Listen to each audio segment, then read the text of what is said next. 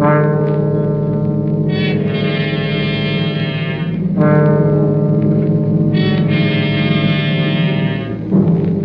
are trapped in the native quarter of Mozambique, with the police closing in on you, while at your feet lie two dead men, and standing beside you is a sultry girl who offers you escape.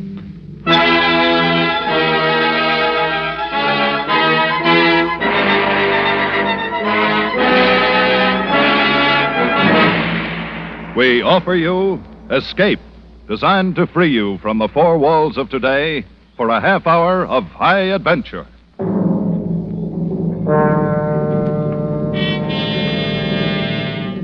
Tonight, we escape to Mozambique in Southeast Africa, and a fantastic series of adventures, as Percival Gibbon tells it in his story of the Second-Class Passenger.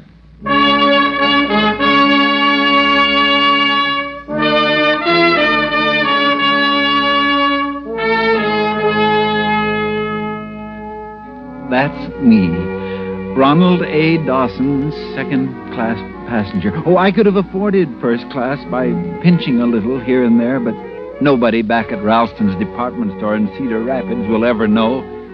The important thing is they'll say Ronald Dawson in drapery is taking a cruise around the world. And then there's really very little difference in the accommodations. And the second-class passengers are every bit as interesting as the first-class crowd. Take Miss Patterson, for instance. You'd look far to find a more charming, likable, and altogether desirable young lady. Just the life of the party.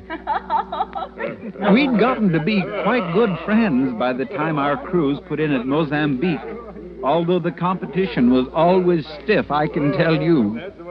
There were times when I wished those other two, Jones and Twitchell, had missed the boat somewhere along the line. Well, we still a good couple of hours before we sail. I say, how about a ride in one of those native carriages, Miss Patterson, what? Oh, do you think they'd be clean? Well, personally, I doubt it. Oh, really, Mr. Dawson? Well, I don't know as I'd care too much now.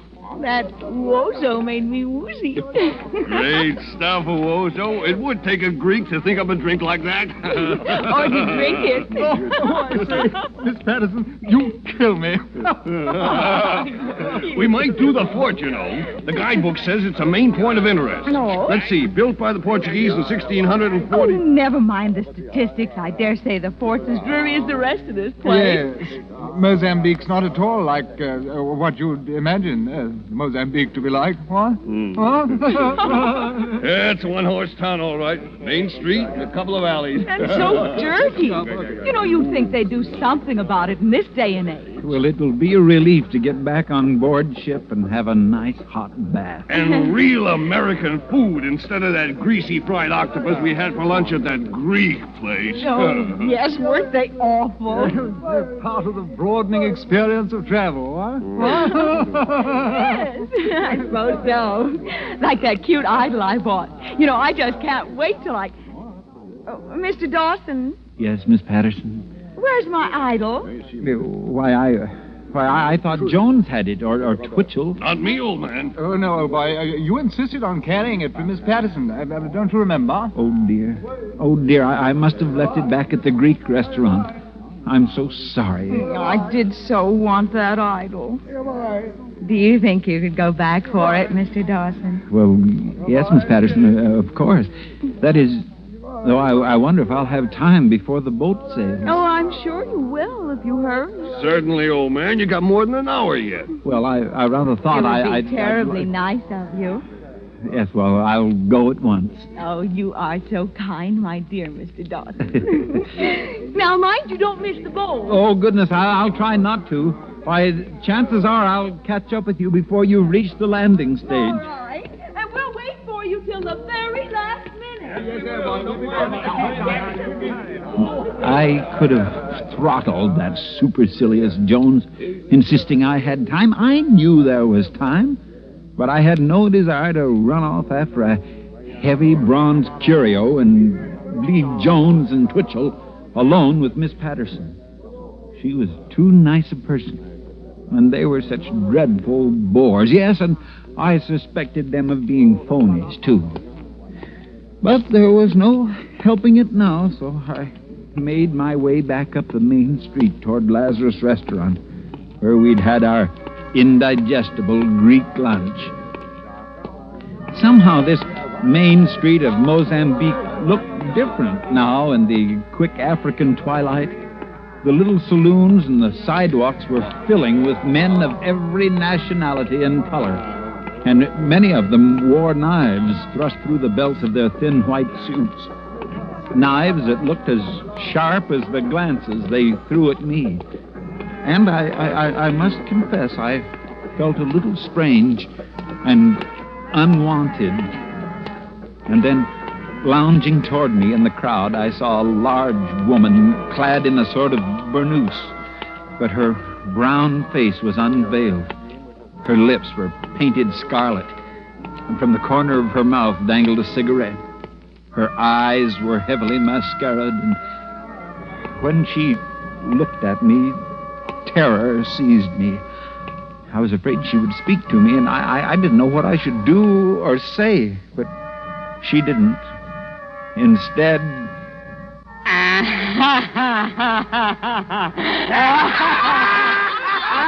she laughed. And the way the loiterers responded, I was convinced that they were laughing with her at me. I must say I was relieved to reach the entrance of Lazarus' restaurant. Hey, Gerete. Good evening, sir. Y la mesa. A little dinner for the gentlemen? Well, no, thank you. You see, as a matter of fact, I just lunched here today. And very good, excellent meal. Hey, Aristo. Yes, well, I left a curio here, probably under the table. Did you find it? Curio? Yes, some sort of a bronze god. It was wrapped in newspaper. Ah, yes. We got him right here for you. Oh, have you? Well, that's good. I'm in a hurry to get back to the boat. Yes. You better hurry. Pretty soon she rain. Rain? Why, there's not a cloud in the sky. You see. Every night she rain in Mozambique. Yes, well, you ought to know, but I still doubt it. Yes, well, here, buy yourself a cigar. Aristo. Yes. You hurry quick before she rains. Oh, don't worry about me. I'm not made of sugar, you know. Well, in just the few moments I had been inside the restaurant, night had fallen. That sudden nightfall of the tropics. I looked overhead and clearly saw the stars. Thinking what a bad weather forecaster that Greek was, I tucked Miss Patterson's silly bronze idol under my arm and started off for the waterfront. I hadn't gone 200 yards when a large, warm drop of rain splattered on the back of my neck and then two more on my hat. And before I could take cover under an arch, it was raining like Iowa in April. It didn't look like it would let up soon, and I wondered if there might not be a shorter way to the waterfront than the long walk down the main street and then the long way to the left along the docks. Surely one of these alleys that turned off to the left would lead me directly to the harbor and the landing stage. So I left the protection of the archway and turned into the alley at my left. 4 steps from the main street, and I was engulfed in darkness, wading through filth and mud over my ankles. But I was certain that I was on the right track, so I walked straight into a blank wall. I turned to retrace my steps, but I could see no lights anywhere. I felt along the wall until it gave into another alley, followed it to another blank wall, and then into another one. Now it began to rain in earnest. I stopped, looked about me. Not a light. Not a sound except a rush of rain. And then, slowly, a sickening fear flowed through me as I realized that I was completely, hopelessly lost.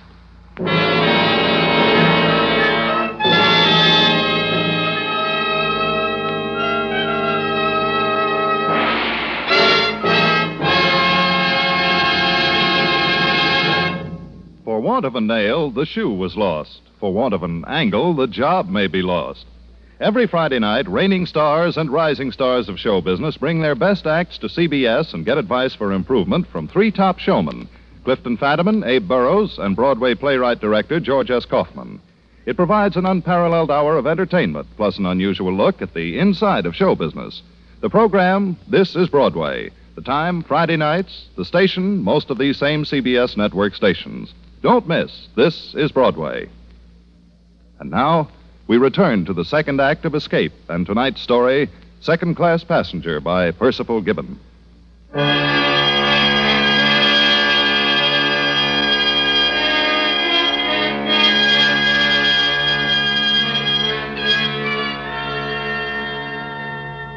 I stood alone and frightened in the tortuous back alleys of Mozambique. Alone, frightened and lost. If it was dark before, it was now black as a tomb. I struggled on through the rain. I don't know how far I walked through those foul and fetid passageways, nor for how long. But at last, feeling my way around a corner, I saw a slit of light, a horizontal flicker beckoning beneath the door. And I heard voices. I moved forward, feeling my way, hands outstretched before me. I found the door, lifted the bronze idol, and rapped it against the wet black wood. The voices stopped.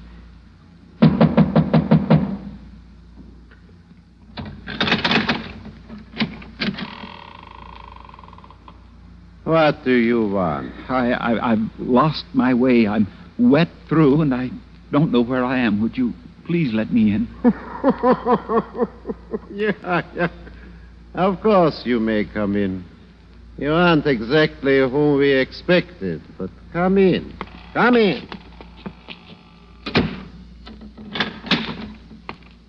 What is that? I beg your pardon? That parcel you are carrying. This. It's a curio, an idol of some sort. A friend of mine left it at a restaurant You just down... are a tourist from the cruise boat? Why, yes. Yes, that's right. How did you know? What are you doing here so late, so wet? The boat sails soon. Yes, I know. I was trying to take a shortcut to the landing stage, and I got lost somehow. You see, I came ashore with some friends from the second class. I left them to come back and fetch this idol. Give the young man a chair, Yagun. Oh, thank you. Oh, but I must go on. If you can just direct me You could to where never I'm... find your way in this rain. It will not stop for a while yet. You may as well wait here. Well, that's awfully kind, but we may be able to provide some entertainment for our second-class tourists No, as really, soon as Marlene's friends arrive. Friends? The police are not my friends. You led them to us. You are responsible for the police search, not I. Please, you if you have don't... been stupid to kill a man for no reason. Stupid, am I? You use a knife, you get caught, you go to prison. So why don't you talk with the prefect of police again? If you could One just give me pays directions... for living a gun with work, sometimes with jail. I have paid. Now it is your turn. You could help us once more. Only once more. We could be out of this sewer and down the coast to Laurenzo Marquez or Cape Town. Well, why don't you help us once more? Yes, why? Always you say once more, once more. Now there is no more. You are a she-pig, a defiled and debauched daughter I of a... beg your pardon, sir. What? That's no way to speak to a lady. What? I'm serious. I don't like to hear such language used to a lady. must ask you to apologize. What have you got to do with all this? You just came in out of the rain from the second class. Don't fight with him. There's trouble enough already. But what right has he got to come in here? Yesterday you stabbed the Egyptian. What of it? Don't stab this one.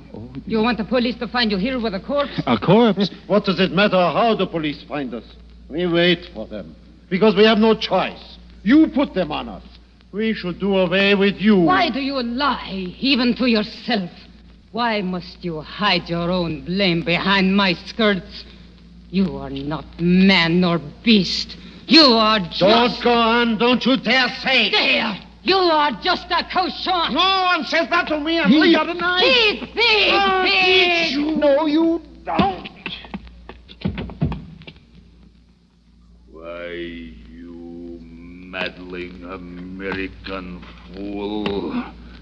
You've killed him. Stand back, or I'll brain you with this idol. With my own hands, I'll... He forgot. I carry a knife. I've killed a man with this little curio, and you've killed another with your knife. 2 men murdered. I must get back to the ship. The ship we can worry about later. First, we must get out of here. The police will arrive any minute. Police? Yes. Come, it is not raining so hard now. Yes, Oh. Quiet. It is the police. They have come for these 2. They will be on both sides of it here.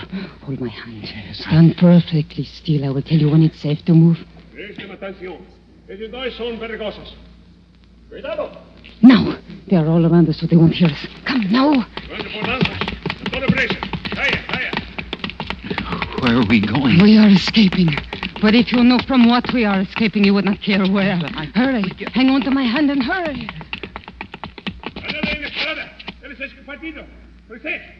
They found the bodies. Now they're after us. Well, what will we do? There is a door nearby. We must find it. Feel along the wall here. Farther. Farther. It must be here.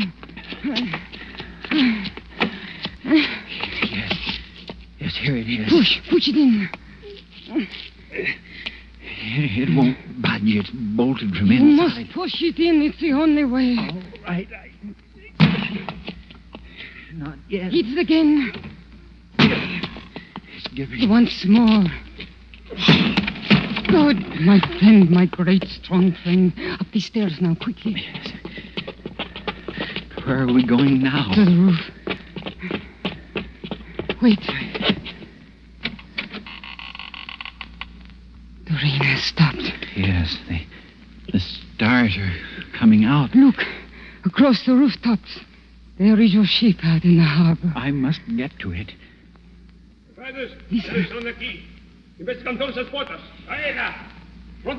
You hear them. We're not safe yet. Over the wall to the next roof. Hurry. Now, over the next parapet. Up you go. Are you all right? Yes. Come up quietly. What's that over there? A tent? Over sort, yes. And not where the people sleep on the roofs. You must walk like a rat. Who are they? Who knows? If they see us, they will think you have come for the women. But we could say that There would be nothing to say. Someone's crawling out of the tent. Yes, a man with a sheet wrapped around him. He's coming this way. Yes. Why doesn't he see us? His eyes are clouded with sleep, perhaps. If he sees us... It will be too late. Well, then he won't.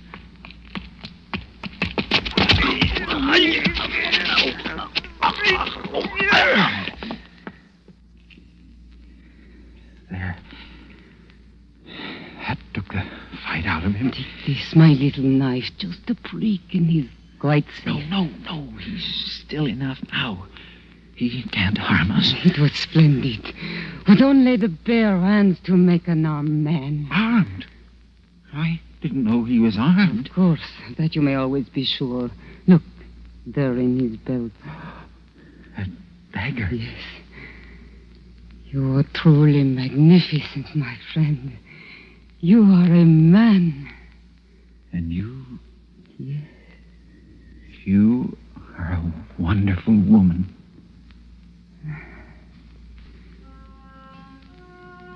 I was wondering when you would kiss me. When you took offense at what the Russian said to me, I knew you would. But I wondered how soon. Yes. Yes, I suppose I knew, too. In a way. At least I thought how much I'd like to.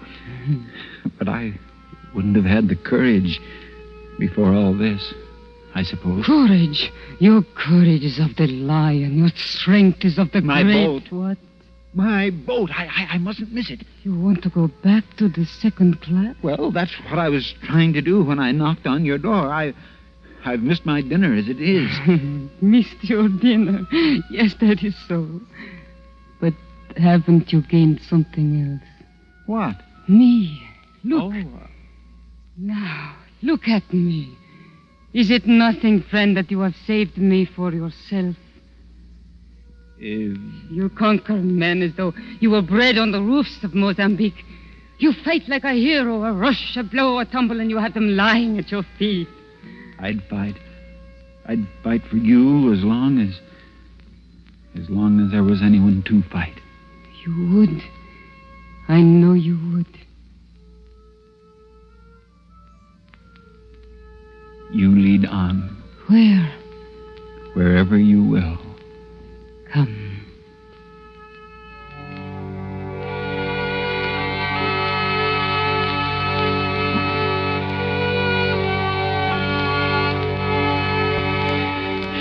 You know, I don't expect anyone to believe this. Looking back, I'm still unsure that it really happened to me. It's as though I dreamed it. I don't know how many roofs we crossed after that, a dozen, perhaps maybe 20. I don't even remember the great ship lying out in the harbor, her lights blinking with the comforts of civilization. All my senses were focused on this slim, breathtaking figure leading me across the rooftops to a shadowy destination in which only one thing was certain. She would be there. I suppose in that moment, armed only with the blood-stained bronze idol, I was invincible.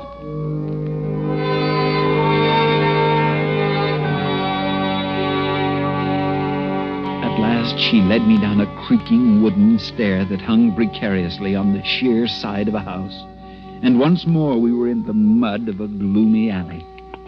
We made our way down the alley and out into a little square where a night breeze rustled in the palms and smelled of the sea. And across the way, a dim light showed through a big open door. The little church is San Sebastian. Oh. Espera, ¿dónde va? No, the police. After all this? No traten de fugir. ¿Qué pretende você comigo? Tem comissão de trágama, senhorita. Oh, ¿por qué eu feito nada? Talvez, viramos. Já vamos. Oh, capitano, eu Pepe não possível de pensar.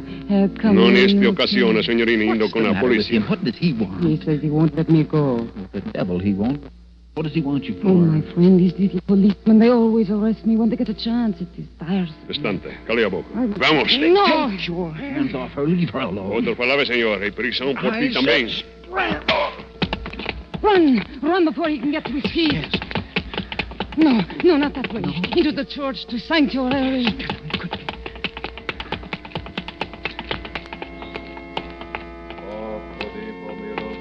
My magnificent one, you fear no one. You fight for me as long as there is anyone to fight. Yes. Now there will always be someone to fight. They will never leave us alone. Will they follow us in here? These police might do anything. I'll do one door they will not dare follow us through. What is that? Come, this way. Here, this door. First, I must wrap my skirts close. Now, come cleanly through the middle. Please do not rub the walls as you come. No.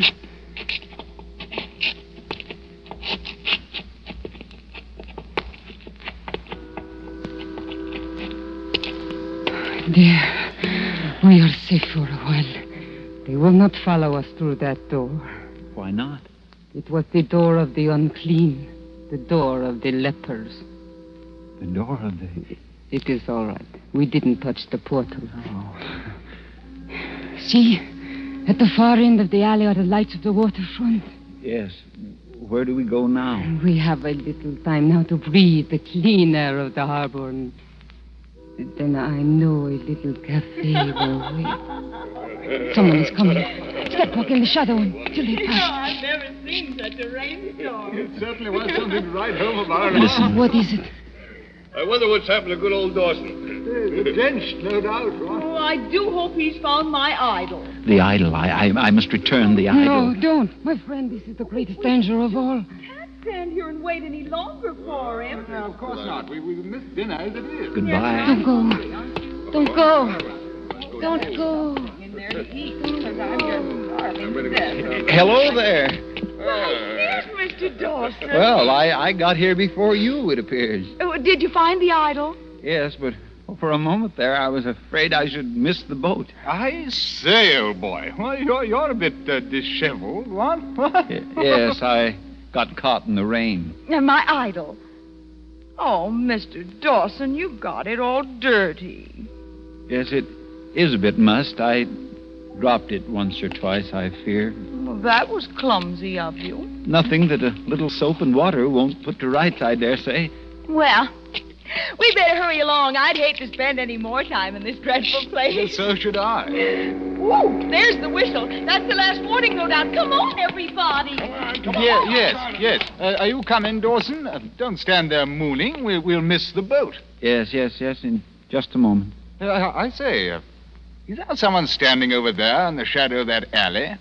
I'm not sure. I thought for a moment... I could have sworn that I saw you wave goodbye to someone. Well, perhaps I did. To Mozambique, to adventure and romance. What? Oh, I say, that's good.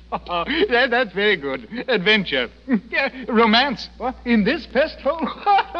Twitchell, what would you say if I told you I had just killed a man, fled over the rooftops of the city, made love to a beautiful woman, fought the police, escaped through the leper's gate, and... Heavens, Dawson, I'd said that you had the wildest imagination I'd ever heard of. Nothing like that ever happens to a second-class passenger. What? Huh? No, I suppose you're right. Nothing like that ever happens to a second-class passenger. Come on, Dawson. We'll miss the boat.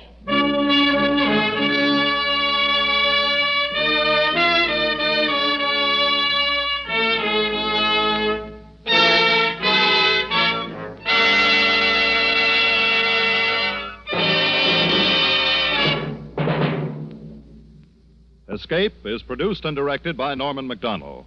Tonight we have presented Second Class Passenger by Percival Gibbon and adapted for radio by William N. Robeson.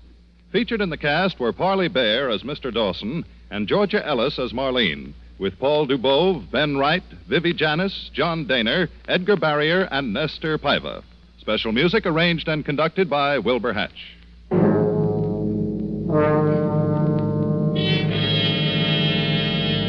Next week, you are located on a remote plantation in the crawling Amazon jungle, and an immense army of ravenous ants is closing in on you, swarming in to eat you alive.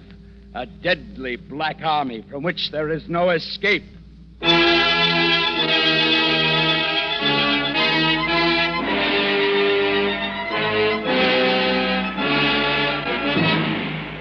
Next week, we escape with Carl Stevenson's terrifying story, Leiningen versus the Ants. Be with us next week at the same time when once again we offer you Escape.